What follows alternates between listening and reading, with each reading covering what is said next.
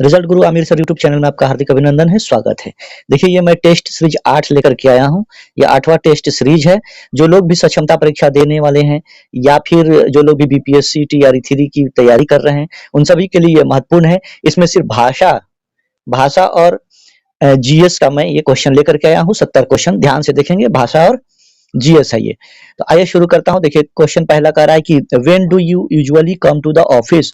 Generally हम लोग office कब जाते हैं? तो 10 o'clock में।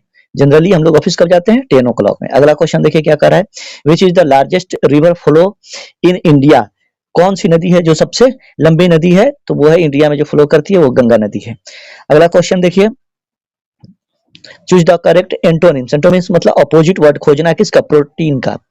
ये प्रोटीन का अपोजिट वर्ड खोजना था। प्रोटीन का मतलब होता है अटल, एक जैसा रहने वाला, जो कभी डिगे नहीं, यानी अडिग रहने वाले को प्रोटीन कहते हैं। प्रोटीन मतलब अडिग रहने वाला। तो इसका हो जाएगा एंटोनिम्स चेंजेबल, क्योंकि प्रोटीन का मतलब हुआ अटल और चेंजेबल का मतलब हुआ जो चेंज हो सकता है, बदल सकता है।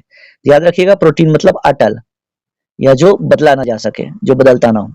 अगला, choose the following what that can suitable the given sentence. Given जो दिया हुआ सेंटेंस है इसमें कौन सा सेट करेगा? Detaining and confining someone, detaining and confining someone, internment नजरबंदी। ठीक है, तो क्या हो जाएगा इसका? इंटरमेंट मतलब नजरबंदी। इसका आंसर हो जाएगा आपका सी, ऑप्शन हो जाएगा सी, नजरबंदी। इंटरमेंट मतलब होता है नजरबंदी, नजरबंदी, याद रखिएगा इसको। तो डिटेन किसको कहा जाता है? डिटेन करना मतलब नजरबंद करना, उसको कब्जे में लेकर, नहीं सुनते होंगे कि डिटेन कर लिया गया, यानी उसको पकड़ लिया गया, रख दिया गया, नजरबंद कर दिया गया। अगला क्वेश्चन देखिए कह रहा है कि select the most appropriate option, fill in the blank, the dash of the directors will decide the penalty. Penalty लगाने के लिए उसने डिसाइड किया। इसका जो आंसर हो जाएगा वो हो जाएगा आपका ऑप्शन बी हो जाएगा। कौन करेगा? बोर्ड ऑफ डायरेक्टर होता है, आपको पता है। द बोर्ड ऑफ डायरेक्टर ने डिसाइड किया पेनाल्टी लगाने के लिए, द बोर्ड ऑफ डायरेक्टर। अगला देखिए, the plural form of the wife. Wife का प्लूरल फॉर्म कह रहा है तो वाइफ्स हो जाता है, जो कि इसमें ऑप्शन में कहीं भी नहीं है, ऑप्शन में कहीं भी नहीं है, इसलिए इसका ये हो जाएगा, वाइफ्स होता है, WIVES, वाइफ्स। इसके क्या हो जाता है? वाइफ्स हो जाता है। तो इसलिए इसमें कहीं भी नहीं दिया हुआ है, इसलिए नहीं होगा। अगला है कि the earth is dash around the sun. सूरज के चारों तरफ क्या करता है? वो घूमता है। तो घूमने का अंग्रेजी क्या होता है आपको? रिवॉल्विंग। यहाँ पे हो जाएगा रिवॉल्विंग, मूविंग नहीं होगा, रिवॉल्विंग होगा यहाँ पे। The earth is revolving around the sun हो जाएगा। अगला क्वेश्चन देखिए, लास्ट क्वेश्चन है इंग्लिश का, क्योंकि 8 ही क्वेश्चन पूछा जाता है, उसके बाद 22 क्वेश्चन हिंदी का होता है। 8 question, make the meaningful word by the editing suffix ment and choose the best answer. Suffix और प्रीफिक्स होता है, सफिक्स जो बाद में लगता है, प्रीफिक्स जो पहले लगता है। प्री मतलब पहले होता है, तो प्रीफिक्स और सफिक्स, सफिक्स जो बाद में लगता है। तो यहाँ पे क्या दे रहा है आपका? मिंट दे रहा है। मिंट जो बाद में लगाकर कौन से वर्ड में मिंट लगा? तो डेवलपमेंट, आपको ऐसे ही लग रहा है नजर। डेवलप में अगर मिंट लगा देंगे तो डेवलपमेंट हो जाएगा। कैपमेंट होता नहीं है, इजमेंट होता नहीं है, इसलिए क्या हो जाएगा? डेवलपमेंट हो जाएगा। आइए अब चलते हैं हिंदी की ओर।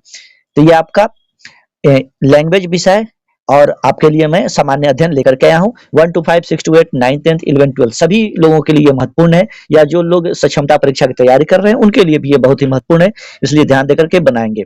अगला देखिए, क्वेश्चन कह रहा है कि निम्नलिखित में कौन सा वाक्य अशुद्ध है? अशुद्ध वाक्य बना खोजना है। तो इसका पहला जो मैंने कहीं नहीं जाना है, आपको पढ़ने में ही लग जा रहा है कि ये गलत वर्ड है। मैंने कहीं नहीं जाना है होता कि मुझे कहीं नहीं जाना है, तो सही हो जाता है, तो इसलिए ये गलत है। अगला 10 नंबर देखिए कि उसने कहा कि मैं परिश्रमी हूं, का सरल वाक्य क्या होगा? इसका क्या होगा ये बताना है। तो इसका हो जाएगा आपका ऑप्शन ए हो जाएगा, उसने स्वयं को परिश्रमी कहा। सरल वाक्य इसका हो जाएगा, उसने स्वयं को परिश्रमी कहा। पर सर्ग में कौन सा उपसर्ग है? पर हो जाएगा। उपसर्ग जो पहले लगता है और प्रत्यय जो बाद में लगता है, तो पर हो जाएगा। इसका आंसर हो जाएगा 11 का ए हो जाएगा, पर सर्ग में। अगला है कि 12 नंबर क्वेश्चन देखिए। 12 नंबर क्वेश्चन कह रहा है कि व्यक्ति एक स्थिर अवस्था न होकर एक डैश समष्टि है, उपयुक्त रिक्त स्थानों की पूर्ति करे। तो ये 12 नंबर का आंसर जो होगा वो हो जाएगा गत्यात्मक, स्थिर नहीं है। देखिए यहाँ पे स्थिर अवस्था कह रहा है, न होकर एक गत्यात्मक समष्टि है। तो इसका आंसर हो जाएगा 12 का सी हो जाएगा। 13 का देखते हैं। 13 क्वेश्चन नंबर कह रहा है कि निम्न में से कौन योगरूढ़ शब्द का उदाहरण है। योगरूढ़ शब्द का सामान्य या साधारण अर्थ को छोड़कर विशेष अर्थ बताता है, उसे ही कहते हैं योगरूढ़। तो आपको देखना है कि इसमें कौन सा योगरूढ़ होगा। तो मनोज हो जाएगा, मनोज और जो होता है इसका। अगला देखिए 14 नंबर, ऐसे शब्द जो संस्कृत और प्राकृत से विकृत होकर हिंदी में आए हैं, संस्कृत और प्राकृत से विकृत होकर के जो हिंदी में आए हैं उसको क्या कहते हैं, तद्भव कहते हैं। तत्सम कहते हैं जो संस्कृत के वर्ड होते हैं, तद्भव कहते हैं जो संस्कृत का या प्राकृत भाषा का जो विकृत रूप होता है। जैसे कार्य का हम लोग काज कह देते हैं, काम कह देते हैं, तो ये सब क्या है, विकृत रूप है। अगला देखिए कि दिए गए 15 नंबर क्वेश्चन देखिए, दिए गए समश्रुत भिन्नार्थक शब्द का अर्थ ज्ञात कीजिए। अर्जन अर्चन, अर्जन अर्चन ये आपको बताना है। इसका हो जाएगा कमाना बाधा। अर्जन मतलब कमाना, अर्चन मतलब नहीं, लोग कहता है कि ये बहुत अर्चन लगाता है। अर्चन मतलब बाधा और अर्जन मतलब कमाना, अर्ज कर, अर्जन करना, अर्जित करने से अर्जन बना हुआ है। तो अर्जन मतलब कमाना और अर्चन मतलब बाधा, तो इसलिए इसका सुटेबल ये हो जाएगा, ए हो जाएगा आंसर।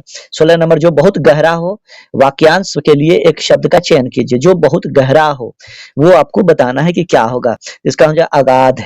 अगाध मतलब गहरा, लोग नहीं कहता है कि इसके साथ बहुत अगाध प्रेम है, अगाध लगाव है, यानी बहुत गहरा संबंध है, अगाध संबंध है। तो ये हो जाएगा अगाध मतलब जो बहुत गहरा हो।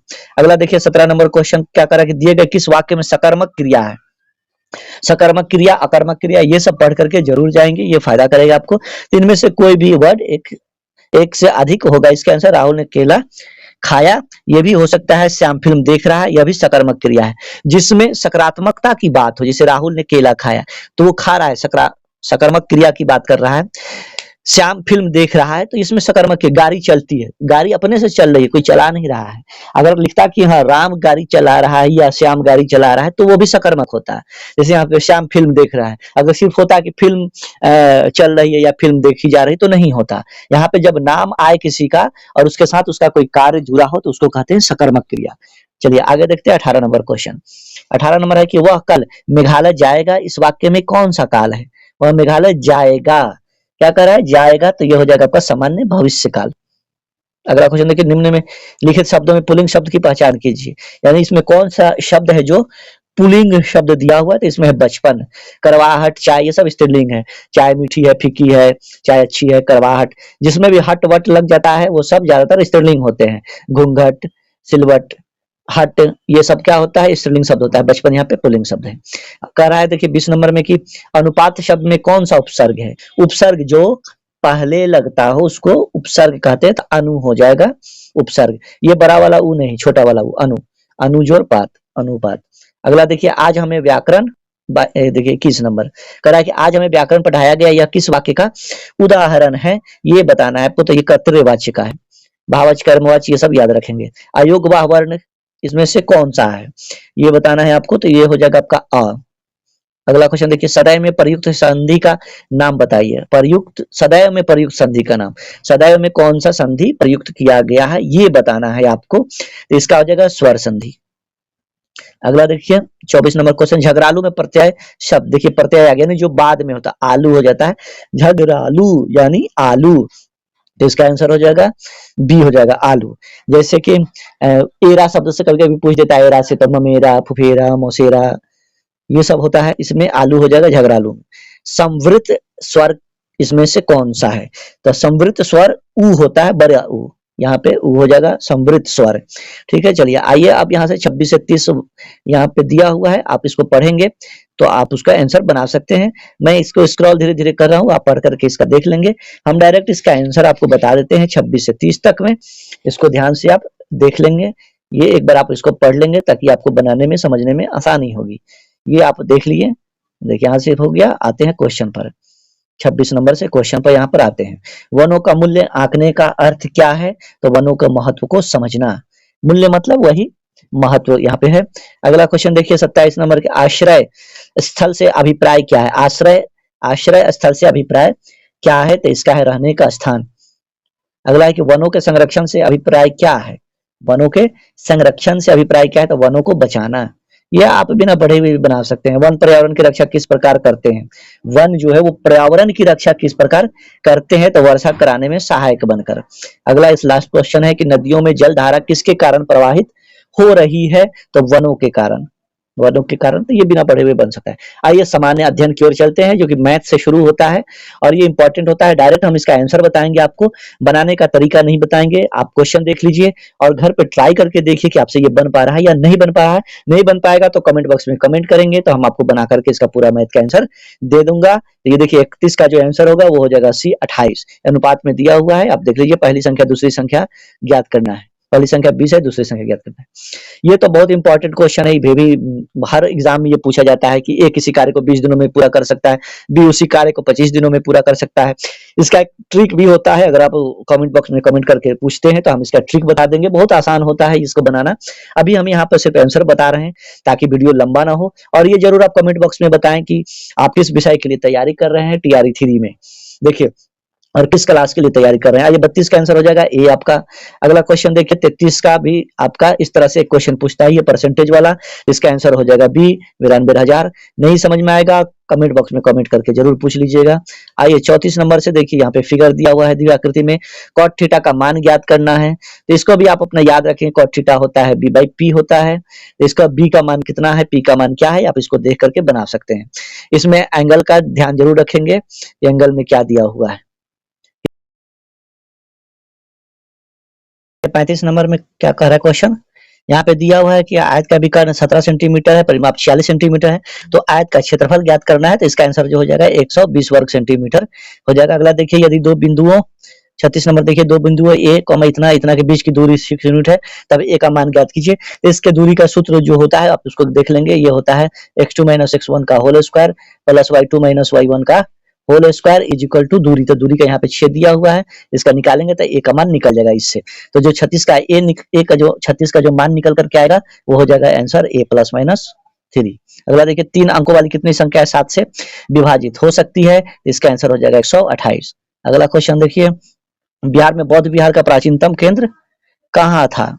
बिहार में बौद्ध विहार का प्राचीनतम केंद्र कहाँ था? इसका आंसर हो जाएगा ए नालंदा में। अगला कि बिहार में पटना के बिहटा में किसान सभा की स्थापना स्वामी शाहजानंद सरस्वती ने कब की थी? तो इसका आंसर हो जाएगा ऑप्शन बी 4 मार्च 1928 ईस्वी को। आइए 40 नंबर क्वेश्चन देखते हैं। 40 नंबर क्वेश्चन का, बिहार में शोरे के व्यापार का एकाधिकार अंग्रेजों के किसने प्रदान किया था? शोरे के व्यापार का एकाधिकार किसे प्रदान किया गया था? तो ये किया गया था मीर जाफर को। अगला देखिए कि बिहार में गंगा की दक्षिणी सहायक नदियां कौन सी हैं? तो ये हो जाएगा ऑप्शन बी आपका हो जाएगा सोन, पुनपुन, किऊल और चंदन। अगला देखिए 42 नंबर क्वेश्चन।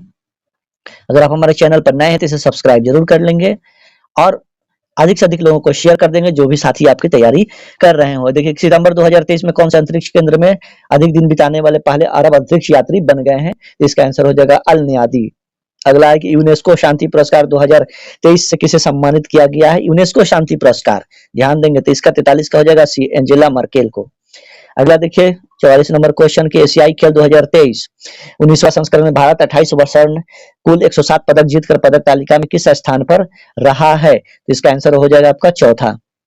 अगला क्वेश्चन देखिए कि निम्नलिखित में से कौन सा ज्वालामुखी प्रशांत महासागर का ज्वाला वृत्त के अंतर्गत आता है? तो इसका आंसर हो जाएगा ऑप्शन बी फ्यूजियामा। अगला देखिए 46 का कह रहा है कि जिन तत्वों में धातुओं और अधातुओं के बीच के मध्यवर्ती गुण होते हैं उन्हें उपधातु कहा जाता है। निम्नलिखित में से किसे उपधातु के रूप में जाना जाता है? ये समय बर्बाद करने के लिए इस तरह से दिया है।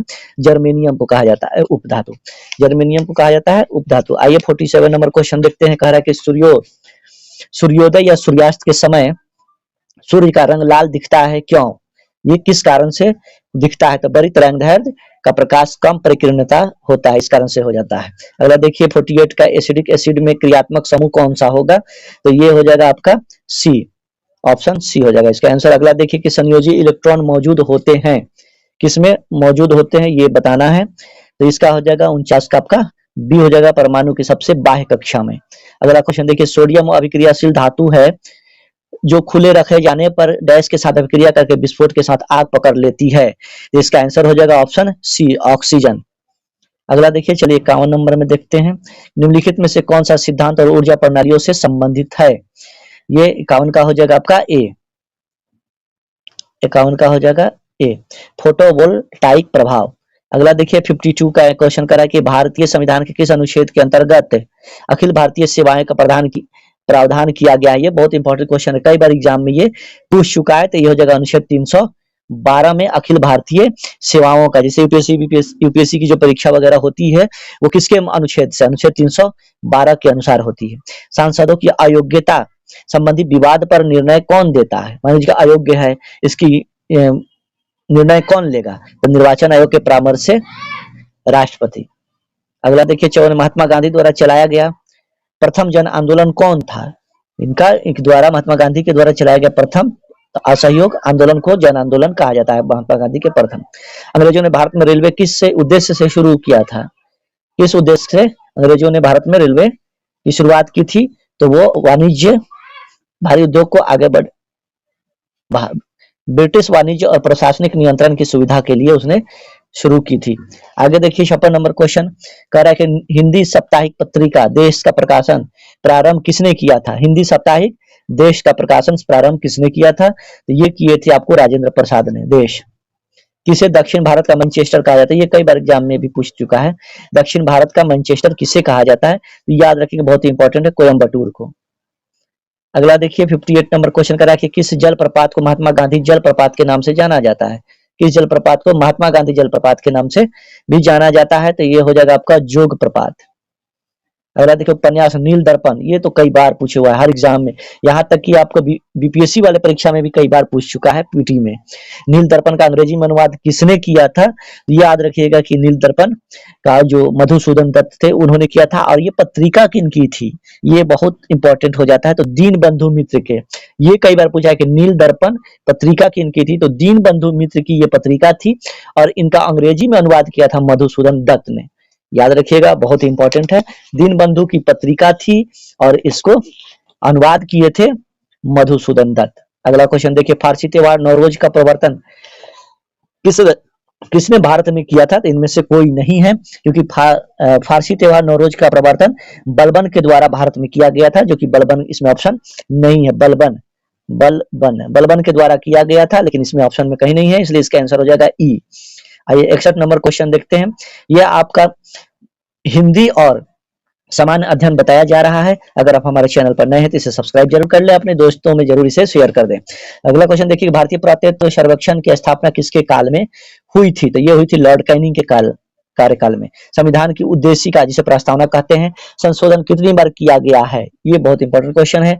एक बार इसमें संशोधन किया गया था 1942 में, जिसमें आपको जोड़ा गया था ये पंथ निरपेक्ष, इसमें जोड़ा गया था, और भी समाजवादी शब्द भी जोड़ा गया था उस समय 1942 में। 1942 कह रहे हैं, 42वें संविधान संशोधन अधिनियम 1976 में किया गया था, और जिसमें पंथ निरपेक्ष, समाजवाद, अखंडता शब्द को जोड़ा गया था, इसलिए इसको लघु संविधान भी कहा जाता है, 42वां संविधान संशोधन को।